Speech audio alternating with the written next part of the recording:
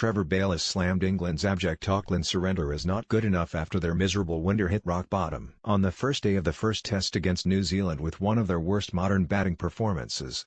England, without a test away win in 11 matches, crashed to 58 all out which, incredibly, represented a recovery after they had looked certain to record their worst score in their test history when they collapsed to 27 for 9. And Bayliss, who is coming under increasing pressure as England test coach, put the blame firmly on his own batsmen rather than put it down to the outstanding bowling of Trent Boult, who took a career-best 6 for 32. "We were like rabbits caught in the headlights," said Bayliss.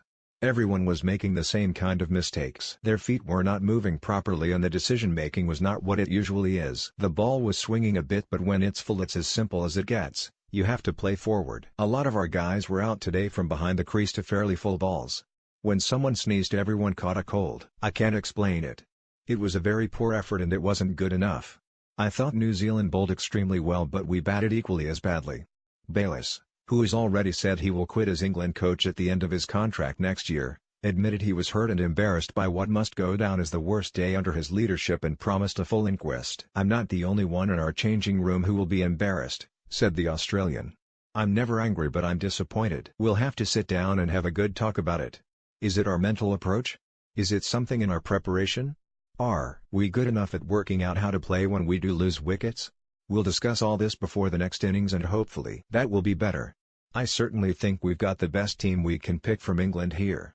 England were forced into a late change when it became clear Ben Stokes was not fit enough to play a full all-round role because of his sore back, necessitating the need for an extra seamer in Craig Overton, who saved England from even more embarrassment with an unbeaten 33, and the dropping of James Vince.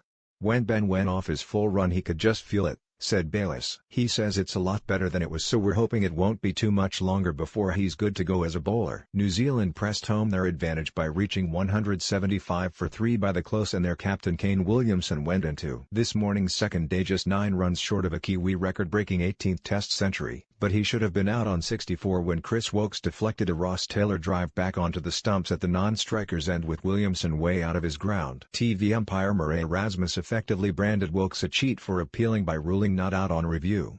"It was out. He got a finger on it," said Bayliss. "Everybody knows Woakesy is not the sort of bloke to cheat anyone, but I would have liked a stronger appeal.